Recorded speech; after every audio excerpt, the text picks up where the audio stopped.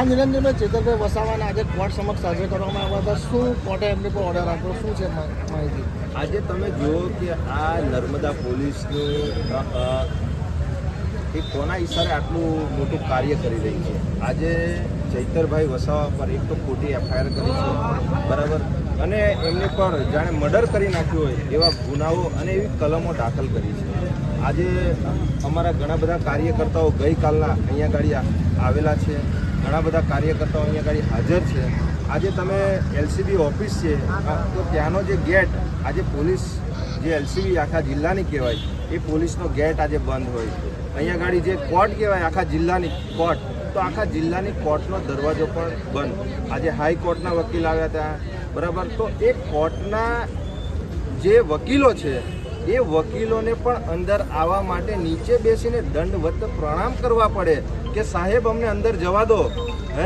અને હર્ષ સંઘવીને એ વકીલો ફોન કરે છે કે આકાશ મોદી કરીને વકીલ છે એ પોતે ફોન કરે છે અને એમને હર્ષ સંઘવીને પૂછે છે કે ભાઈ અમારે કોર્ટમાં જવું હશે તો પણ તમારી પરમિશન લેવી પડશે. તો 2 કોલ કર્યા બાદ હર્ષ સંઘવીનો એસપી સાહેબ અથવા તો જે તે પ્રતિનિધિ પર ફોન આવે છે, ત્યારબાદ એ વકીલને પણ અંદર જવા દેવામાં આવે છે. એટલે આ નર્મદા પોલીસ ક્યાંક ને ક્યાંક ભાજપના ઈશારે કામ કરી રહી છે.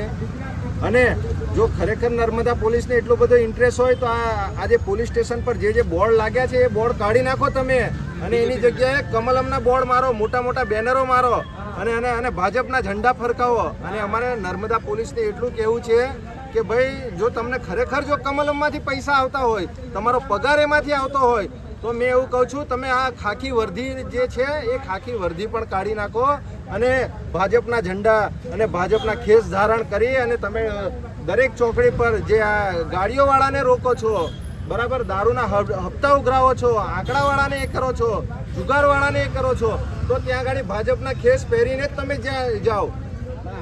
આ ખાસ કરીને ચેતરભાઈ વસાવાના આજે કોર્ટ પરથી શું ઓર્ડર આવ્યો? રિમાન્ડ મંજૂર કર્યા, જામીન આપ્યા ને તો જેલમાં મોકલ્યા છે, ક્યાં મોકલ્યા છે એમને? ચૈતરભાઈને નર્મદા પોલીસ દ્વારા 5 દિવસના રિમાન્ડ રિમાન્ડની માંગણી કરી હતી, પણ જજ સાહેબને જે સત્ય ઘટના અમે દર્શાવી તો જજ સાહેબે કીધું કે આ કેસ એકદમ પાયા વિહોણો કેસ છે.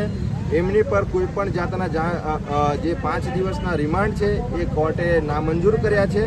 અને એમણે અહીંયા ગાડી જે રાજપીપળાની જેલ છે એ રાજપીપળાની જેલમાં એમને જવા માટે એ કર્યું હતું, પણ આ નર્મદા પોલીસે એવું કીધું કે અમારી પાસે સાહેબ એટલો પોલીસ સ્ટાફ નથી કે અમે ચૈતરભાઈને સાચવી શકીએ. આ ચૈતરભાઈ પર જે વખતે ફોરેસ્ટ વિભાગ દ્વારા ખોટી એફઆઈઆર કરવામાં આવી હતી, તો આ ચૈતરભાઈ અને એમનું ફેમિલી એમની વાઈફ સાથે ચૈતરભાઈ 45 દિવસ જેલમાં રહ્યા હતા અને ત્યાં કોઈ એવી ઘટના ઘટી નથી. તો ચૈતરભાઈને આજે આ નર્મદા પોલીસ દ્વારા ખોટી રજૂઆતો કરી જજ સાહેબ સામે અને એમને અહીંયા બરોડા સેન્ટ્રલ જેલમાં એમને મૂક્યા છે. એ ખૂબ જ શરમજનક બાબત છે. હવે આમ આદમી પાર્ટી શું કરશે ચેતરભાઈ છોડવા માટે?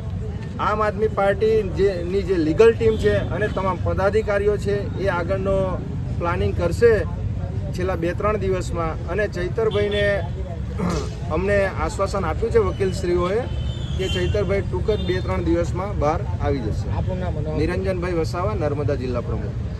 ઓકે.